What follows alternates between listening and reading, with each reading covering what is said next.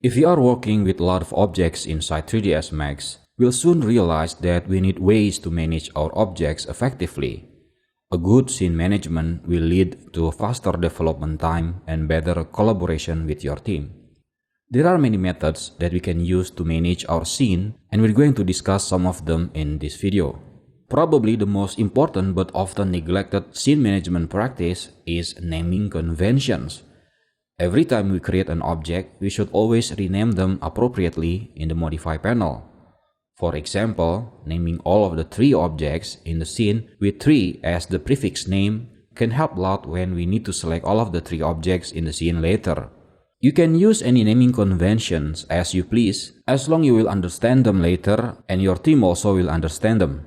If we already have good naming convention, we can easily select objects by their names using the Search by Name feature in 3ds Max, which is located at the Edit menu, Select by Name, or you can always use H for shortcut.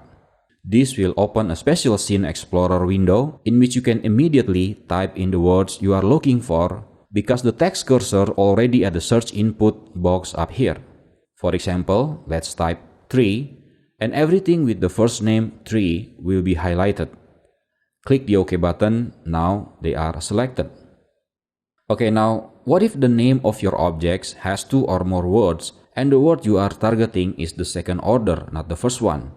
Let's say you have objects with naming convention like blue car, green car, red car, etc. How can we select them using the Select by Name feature then? Well, we can use the wildcard, which is an asterisk symbol. This asterisk symbol represents any words in the search term. So when we type asterisk car, it means any words followed by car as the ones we are looking for. Sometimes we need to hide or unhide 3D objects so we can see certain areas in our scene much better. To hide an object, first select it, and then go to Display Command panel and click Hide Selected. You can hide multiple objects at once if you want to. To unhide objects that is currently hidden, you can either click this Unhide All button to unhide everything, or you can also use the Unhide by Name button to select and unhide objects by their names. Beside the Display Command panel, you can also access Hide and Hide features through the quad menu by right-clicking with your mouse button. Notice we have some option in here, although not as complete as the Display Command panel that we see before.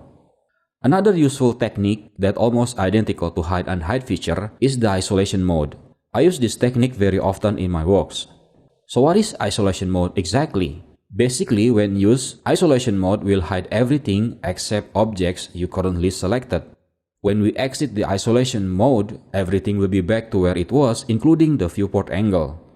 For example, I choose this object, and to go to Isolation mode, you can either go to Tools, Menu, Isolate Selection, or you can use Alt-Q keyboard shortcut, or you can click this small icon that looks like a balloon.